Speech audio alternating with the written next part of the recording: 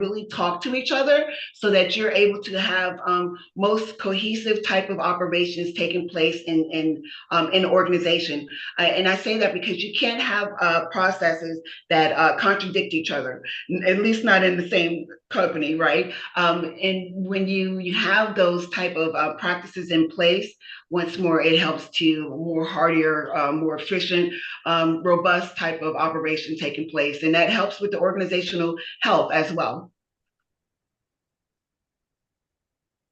Wow, that was absolutely insightful.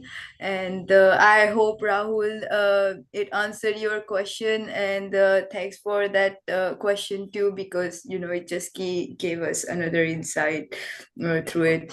There is one more question, Tamara. Do we have any framework slash ISO to do audit on organization governance? And so once more, this is going to go back to the type of organization that you're in, right? When we start to break down that type of question with regards to the framework to do an audit on organizational governance, it really depends on industry. And so from what I've done, and I'm in the human services field mostly, looking at, once more that strategic plan, looking at the enterprise risk management system, if they have a quality management system, to being able to audit the organization in their governance practices, I'm able to find easily some telltale signs if they're actually doing what they have on paper when I start to ask for documentation.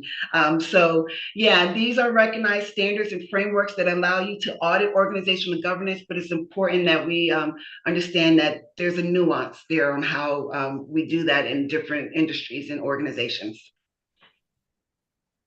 Of course. Subbaraju, I hope Tamara was able to, give you another insight for your question. And I guess there are a couple of more questions from the stream, and it asks what mechanisms are in place to reinforce ISO aligned behaviors year round. For example, like training, recognition, performance reviews, rather than only before internal or external audits.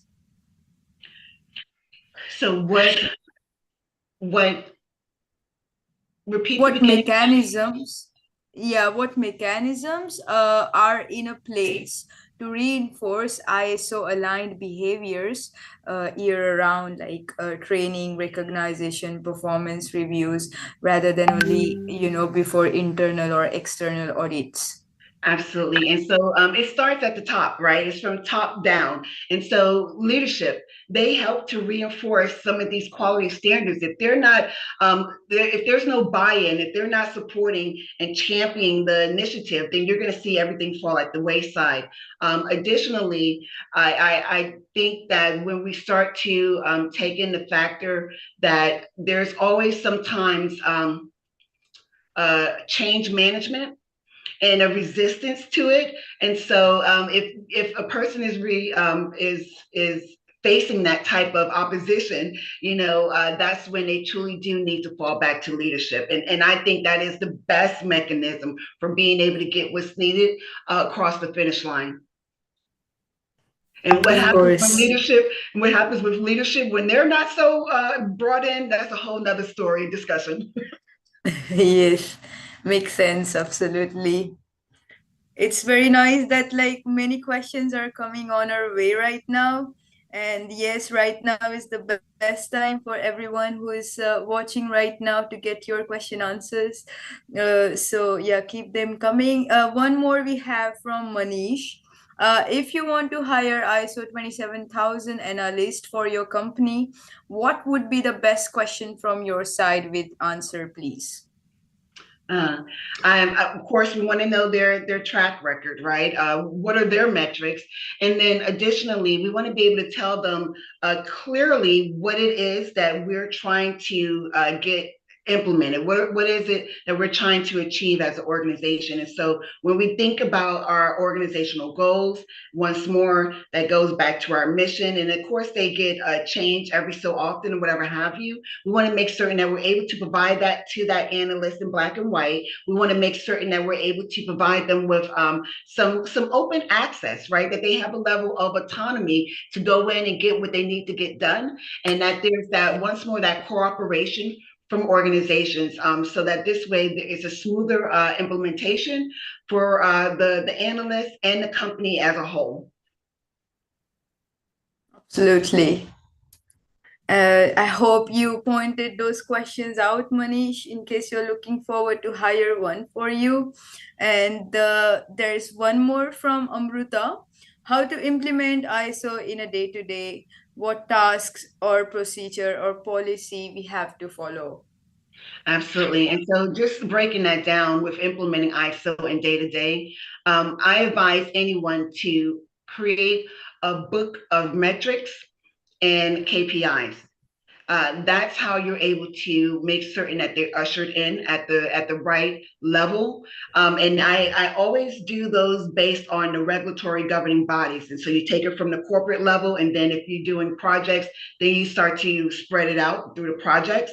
And then with that being said, you have these metrics, you have these KPIs, you need to meet these things. You then start to create the policies, right? That say that, hey, this is what we do, right? And this is why, and these are the folks that are responsible. And that also speaks to the SOP that gets created. And so we want to make certain that we're always providing tools to our folks, especially our frontline folks. And so that's where they do have the SOPs. That's where they do have job aids. That's where we want to do as an organization with making sure that they have training, right? It's not enough for us to create a SOP, but we have to go that next step to make certain that there's that level of understanding. And so there's that training. And then that way, when we come in and we do that external or internal audit, we have something to frame it against, because we don't want to go in and do an audit and see that there's some discrepancies in operations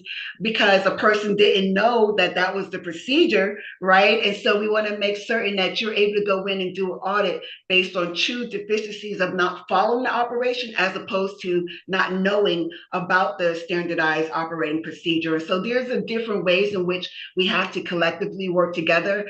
I know in certain organizations I've worked with, the EPMO office, with making certain that those needed SOPs were written and published, and that they're in a centralized area so that they're accessible to all, right? They're not sitting on someone's desktop. And then working with the learning and development department to make certain that there's a created training around it. And whether it's a annual training or something, an assessment that happens at onboarding, whatever that looks like, we want to make certain that we're providing that opportunity for them to have that education.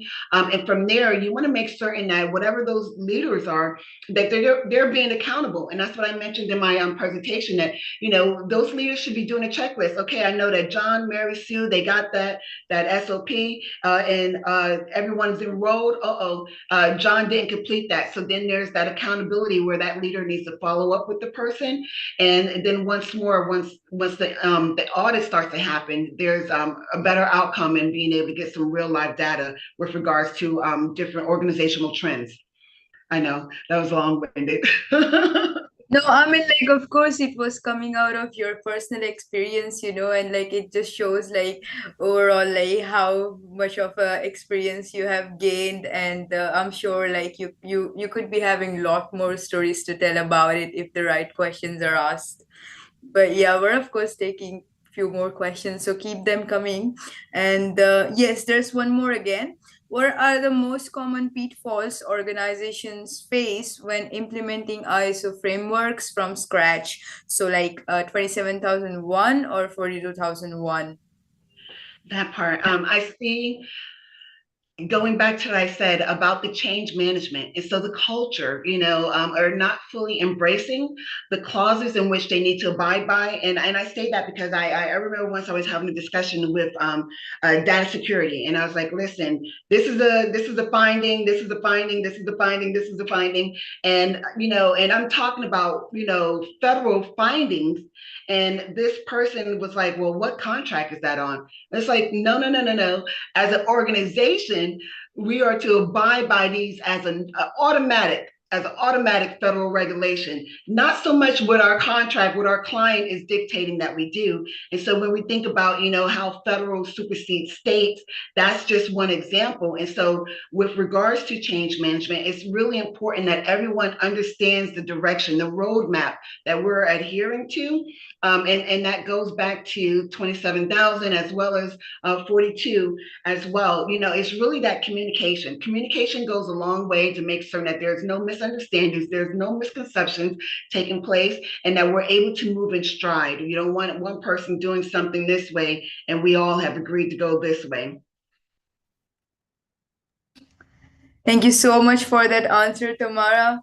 And yes, I see that there are like few more questions coming related to your experience. From your experience, what actions by leadership made the biggest difference in turning ISO from a compliance exercise into shared way of working? That part. You have to explain it to them, because these leaders, that's not their jam. They don't necessarily always know what ISO is. Some people could be like, oh, kind of a thing, or no, we're not going for ISO certification. We don't need to pay attention to that. But if they just take, the scales off their eyes, they're able to see the benefits of implementing ISO, right? And so just once more, and I may sound like a broken record, but it's that conversation. And so once leadership understands it, then we're able to see that trickle down, but it has to come from the top. Of course, of course. And yes, if you people have any more questions, the chat box is still open. And meanwhile, I'm just reading out the questions across the streams. So this one is related to country specific, since we all know that you're from the United States and the ISO might be working way differently over there compared to the rest part of the world.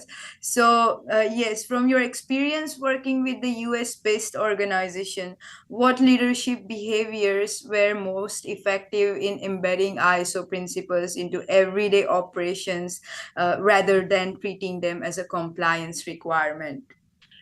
Literally what I just said to the previous question. Once we educate our leaders, they're able to have a better understanding. They're able to kind of chew it and digest it, right?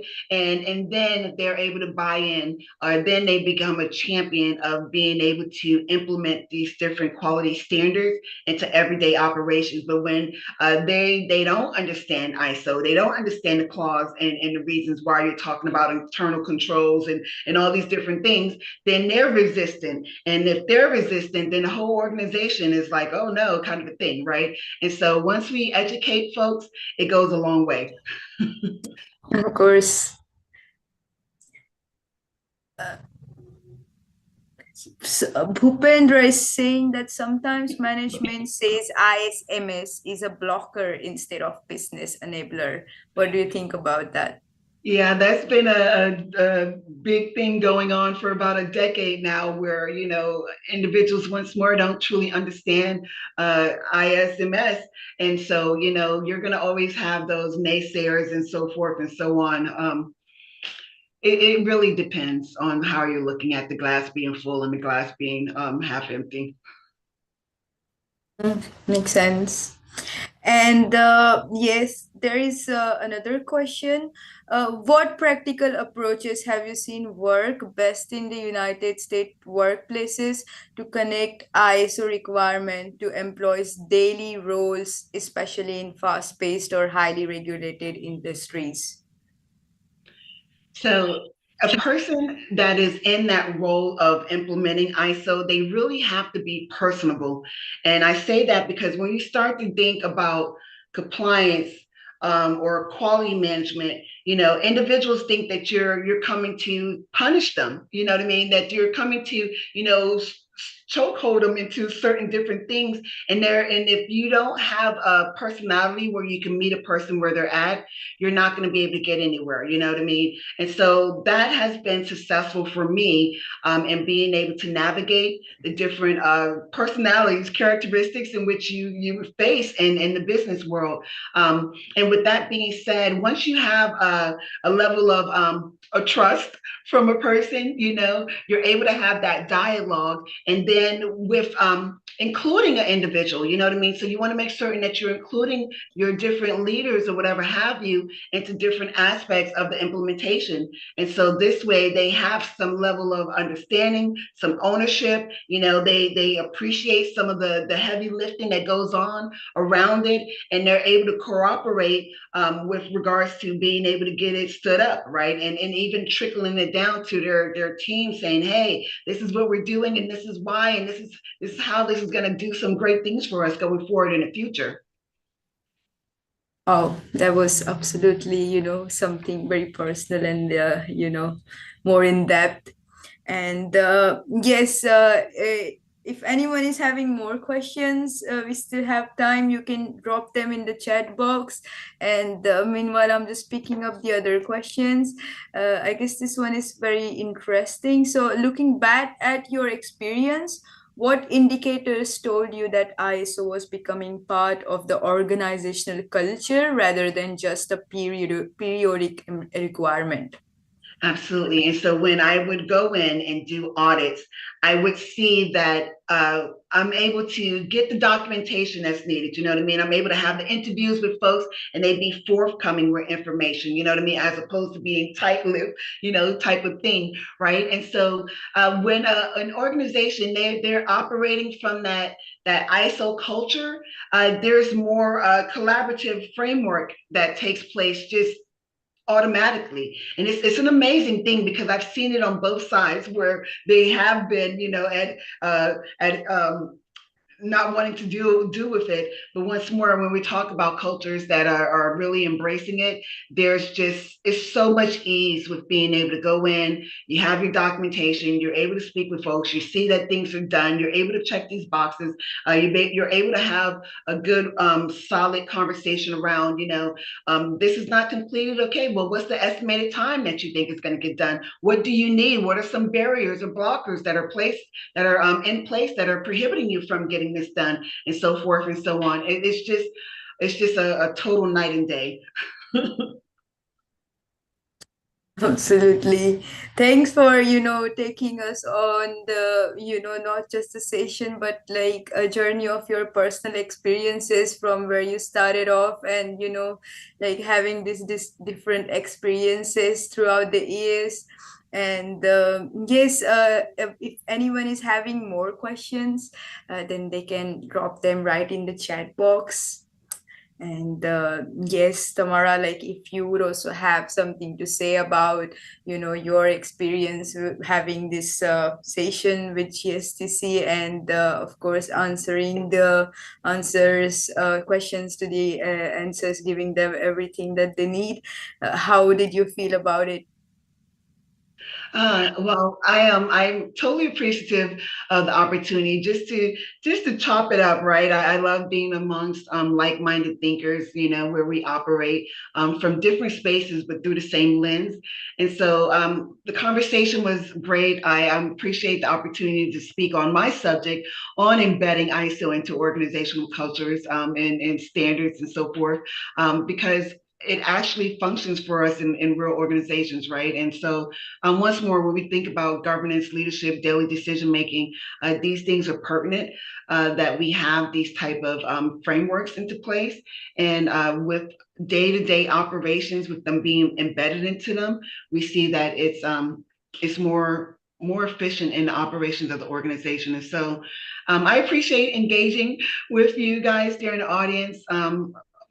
Just thank you so much. I'm really always focused on sustained compliance and organizational effectiveness. And so this discussion was both practical and meaningful for me. So thank you guys.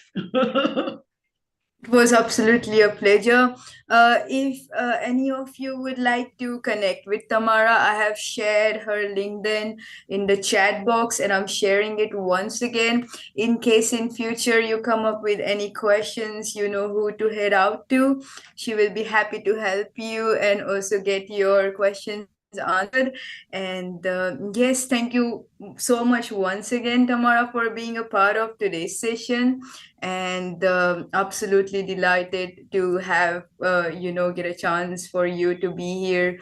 And before we come to an end, I would like to make few announcements. And yes, like once again, thank you so much, Tamara. I'm just gonna be making few of the announcements. And yes, let me switch my screen. So if you would like to opt for the certificate for the today's session, this could be your chance. And all you have to do is visit the website. And also we're giving a complimentary coupon code to all participants. And I'm sharing the link along with the code in the chat box. So don't miss out this offer. And I'm very excited to launch. GSDC has recently launched a utility tool where all you have to do is just log into gsdccouncil.org, and all the attendees who have joined today's webinar, they are getting it for 100% free. You have to use the AUG 100 code to get the 100% discount. The utility tool will help you strengthen your professional presence, validate what you know, open doors to the global opportunities. And Amruta, yes, this is the promo code that I'm showing you once again. It's ISOLE20. I'm sharing it in the chat box so you don't miss out on that as well. And tomorrow we have Vinay Jain, a cybersecurity and risk leader, who will be giving us information on ISO/IEC 27001 for small and mid-sized organization. And yes, of course, he will be even telling us everything about mid-sized organizations and 27,000 related to it. 8 p.m. IST, 10:30 p.m. SGT, January 6th. So hoping to see everyone over there in that session too. And this is our lineup for the learning and development experience, redefining workforce skill, leadership, and the learning impact for 2026, happening from January 5th to January 31st, 9:30 a.m. CST, 11:30 p.m. SGT, and 9 p.m. IST. So if you're interested, you can join these sessions too. And another one, GSDC AI in Action 2026, Predict, Protect, and Perform across industries, happening from January 5th to January 31st, 2026, 7:30 a.m. CST, 9:30 p.m. SGT, 7 p.m. IST, and 8:30 a.m. EST. You could be a part of that too if you're really interested and looking forward to learn a lot of other things in AI. And now it's time to celebrate our referral champions. You can also become one of the referral champion. And of course, a big shout out to Astik, Rakesh, and Bundy for making our initiative bigger and helping us reach so many more people. If you would like to enhance your professional visibility, just invite your colleagues to our webinar by sharing the registration link on gsdccouncil.org, and every referral earns you point to climb up the leaderboard. And the top 3 leaders who get on the ladder get a chance to receive complimentary vouchers worth $400 from Global Skill Development Council. If you are looking forward to become a part of any of the Learning Capsule webinar podcast, or even become a speaker for our upcoming session, you can reach out to me on gauri@gsdccouncil.org, or pritam@gsdccouncil.org, or pratibha@gsdccouncil.org. And lastly, we would love to connect with you. So make sure you're following us on LinkedIn, visit our website for more details. You can also join exclusive WhatsApp group where you get day-to-day updates about all the sessions that are lined up and happening. And if you could share your session takeaways and learning outcomes on reviews.io, we would absolutely love to hear them. With that, we're coming to an end. I'm sharing all the links for the utility tool and also for the certificates in the chat box. So stay tuned, and I'm hoping to see you all tomorrow. Happy New Year and keep your learning journey going. Thank you so much, everyone.